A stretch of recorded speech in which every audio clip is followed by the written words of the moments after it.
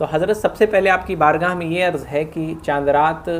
کی کیا اہمیت ہے؟ دیکھا جاتا ہے کہ اس رات کو بھی ایک تجارت کے نظر کر دیا جاتا ہے، ساری رات مسلمان بازاروں کی رونق بنے ہوتے ہیں، تو اس رات ہمیں ایز اے مسلم شریعت کیا حکم دیتی ہے کہ ہم کریں اس رات؟ عید کا دن بڑا مقدس دن ہوتا ہے، اس دن اس کی تقدیس اپنی جگہ، لیکن جو مسلمان عید کی نماز پڑھنے کے بعد جس طرح کا رویہ اختیار کرتے ہیں، اس دن کا احترام ہمیں کس طرح کرنا چاہیے؟ کیا خوشی میں ہم سب کچھ بھول جائیں، کہ یہ بھی بھول جائیں کہ ہم مسلمان ہیں اور تمام حدوں کو پار کر دیں؟ تو اس دن کے کچھ آداب بتا دیں، جو کمیاں ہمارے اندر ہیں اس کی نشاندہی فرما دیں، تاکہ ہم اس دن کو شرعی تقاضوں کے مطابق۔ اس کے بعد حضرت وہ 6 روزے رکھے جاتے ہیں عید الفطر کے مہینے میں، اور اس کی فضیلت آئی ہے کہ جو رمضان کے روزے رکھے اور وہ 6 روزے رکھے تو اللہ تعالیٰ اسے سال بھر روزہ رکھنے کا ثواب عطا فرماتا ہے۔ تو پوچھنا یہاں یہ چاہوں گا آپ سے کہ جن کے کچھ روزے چھوٹ گئے ہوں، جن کے ذمے قضا ہو، تو وہ پہلے یہ نفل روزہ رکھیں یا پھر قضا رکھیں؟ یعنی ہر وہ کام اس دن کرنا آپ کے لیے جائز ہے جو شریعت مطہرہ نے جس کی اجازت دی ہے آپ کو، اور شریعت میں کسی طرح وہ جائز ناجائز نہیں ہے، جائز ہے تو اس امر کو خوشی کے طور پر اس دن کیا جا سکتا ہے یہ لیکن عام طور سے جو ہمارے یہاں یہ ہردنگ مستی ہے، لوگ طرح طرح کی جگہوں پر جاتے ہیں، پکچر ہال آباد ہوتے ہیں، اور بہت سی ایسی جگہوں پر جو غیر شرعی جگہیں ہیں ایک طریقے سے، ان جگہوں پہ جاتے ہیں اور وہاں پر جا کے خوشی کا اظہار کرتے ہیں۔ اور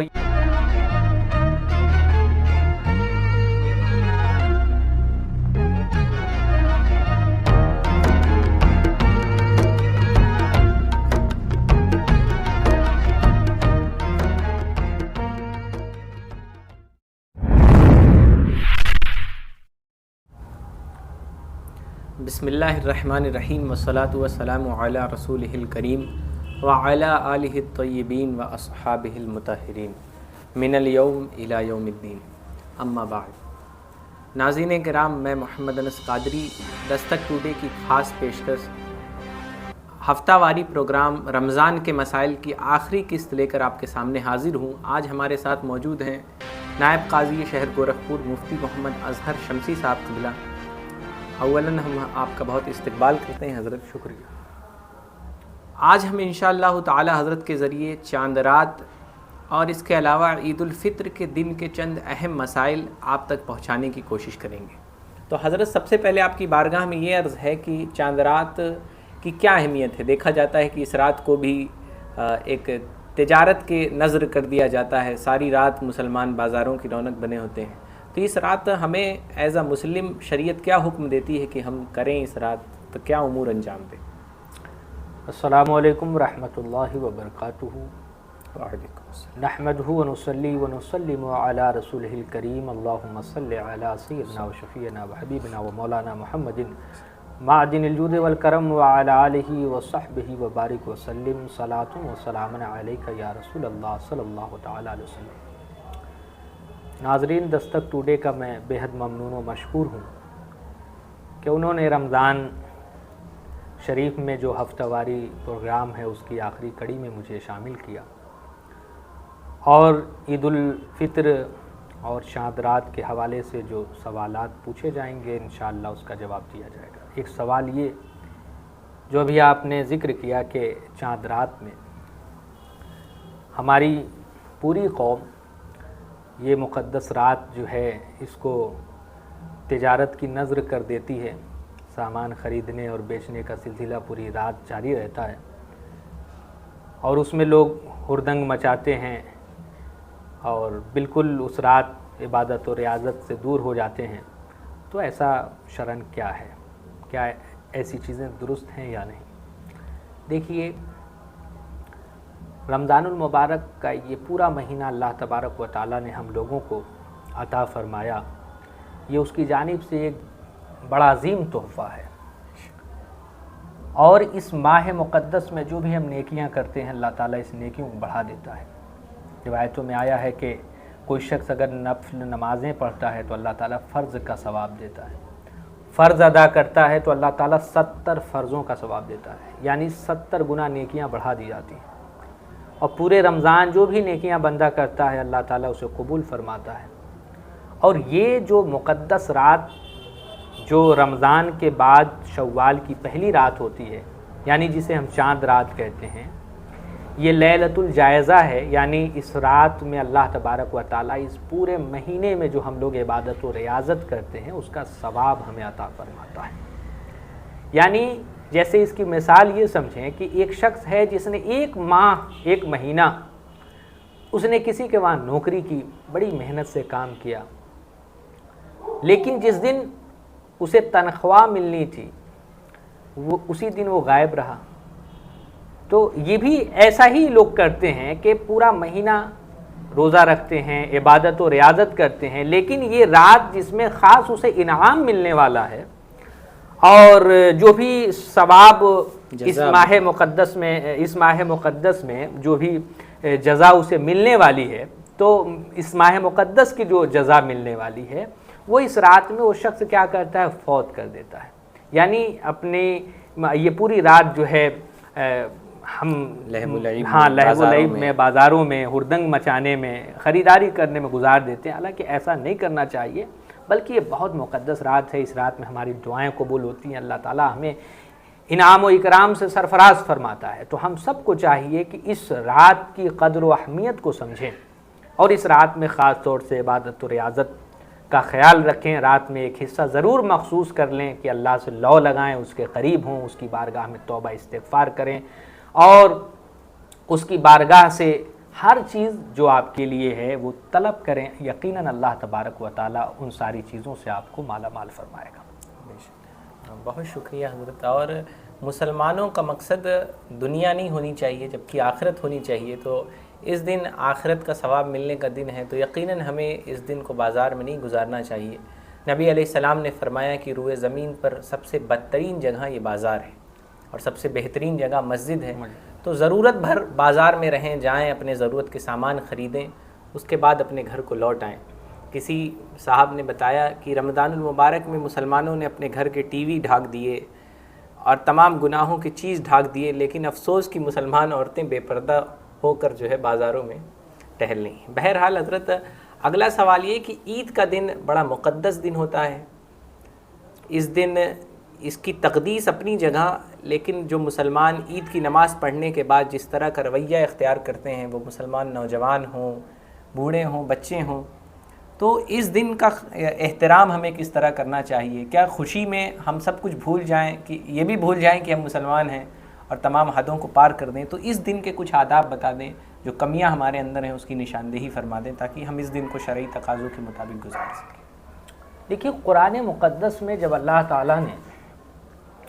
ہمیں رمضان کے روزے کا حکم دیا اور فرمایا یا ایھا الذین آمنوا کتب علیکم الصیام کما کتب علی الذین من قبلکم لعلکم تتقون، اے ایمان والو تم پر روزے فرض کیے جیسا کہ پچھلی امتوں پہ فرض کیے تھے، لعلکم تتقون تاکہ تم تقوی والے ہو جاؤ۔ یعنی روزے کا مقصد کیا تھا کہ ہم لوگ ایک مہینہ جو رمضان کے روزے رکھے، عبادت و ریاضت ہم نے کی، تو اس روزے کو اللہ نے اسی لیے ہم پر فرض کیا تھا کہ ہمیں تقوی مل جائے اور ہم پرہیزگار ہو جائیں، نیک ہو جائیں۔ لیکن جیسے ہی یہ رمضان المبارک کا مہینہ ہم سے رخصت ہوتا ہے، اسی رات سے اس کے بعد جو پہلا دن عید الفطر کا ہوتا ہے، اس دن ہم لوگ اتنا زیادہ خرافات میں ملوث ہو جاتے ہیں کہ بالکل ایک مہینے کا ہم پر کوئی اثر ہوتا ہی نہیں۔ رمضان المبارک کا مہینہ تو اللہ تبارک و تعالیٰ نے اس لیے ہمیں عطا فرمایا کہ ہم لوگ تقوی شعار ہو جائیں، عبادت گزار ہو جائیں، پرہیزگار ہو جائیں، لیکن اس کا بالکل الٹا اثر ہوتا ہے کہ ایک دن بعد اس کا اثر ظاہر نہیں ہوتا۔ حالانکہ معاشرے میں بہت سے لوگ ایسے ہیں جو کسی گناہ ملوث ہو جاتے ہیں یا کسی بری عادت ملوث ہو جاتے ہیں، 2-4 دن 10 دن اگر وہ کام کرتے ہیں تو ان سے پوچھا جائے کہ یہ کام کیوں کرتے ہو، تو وہ لوگ کہتے ہیں ارے کیا بتائیں، اب عادت ہو گئی ہے، کئی دنوں سے مسلسل کر رہے ہیں۔ تو ہم لوگ اس کام کو اپنی عادت سمجھنے لگتے ہیں، جو 2-4 دن جو ہم لوگ کر لیتے ہیں۔ لیکن افسوس ہے اس قوم پر کہ پورا ایک مہینے کا یہ روزہ رکھتی، پھر نماز پڑھتی وقت سے، لیکن پھر بھی جب عید الفطر کا دن آتا ہے تو نماز عید الفطر کے بعد یہ بھول جاتی ہے یہ قوم کہ ہمارے اوپر نماز بھی فرض ہے۔ کوئی بھی رمضان المبارک کا اثر اس پر ظاہر نہیں ہوتا۔ اسی لیے اے لوگوں، جو اللہ کا حکم ہے اس پر عمل کرنے کی ہمیں ضرورت ہے۔ جس طرح رمضان المبارک میں ہم عبادت و ریاضت کا خیال رکھتے ہیں، رمضان کے بعد بھی ہمیں اسی طریقے سے عبادت و ریاضت کا خیال رکھنا ہے، اور خاص طور سے عید الفطر کے دن عید الفطر کی نماز آپ پڑھ لیتے ہیں، اور اس کے بعد شریعت میں جو احکام ہیں کہ اپنے دوست احباب رشتہ داروں کے پاس جائیے، ان سے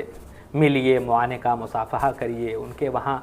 خوشیاں بانٹیے، جو بھی آپ کو میسر ہو، اپنے گھر لوگوں کو بلائیے۔ اور اس دن شریعت نے اسی لیے روزہ حرام قرار دیا ہے کہ ظاہر ہے کہ آپ لوگوں کے گھر جائیں گے، لوگ آپ کے گھر آئیں گے، تو ان میں کچھ کھانے پینے کی بھی رسمیں ادا ہوں گی، تو آپ ایسا نہ ہو کہ اس دن روزہ رکھیں اور ان تمام چیزوں سے دور رہیں۔ اسی لیے اللہ اور اس کے رسول صلی اللہ علیہ وسلم نے منع فرما دیا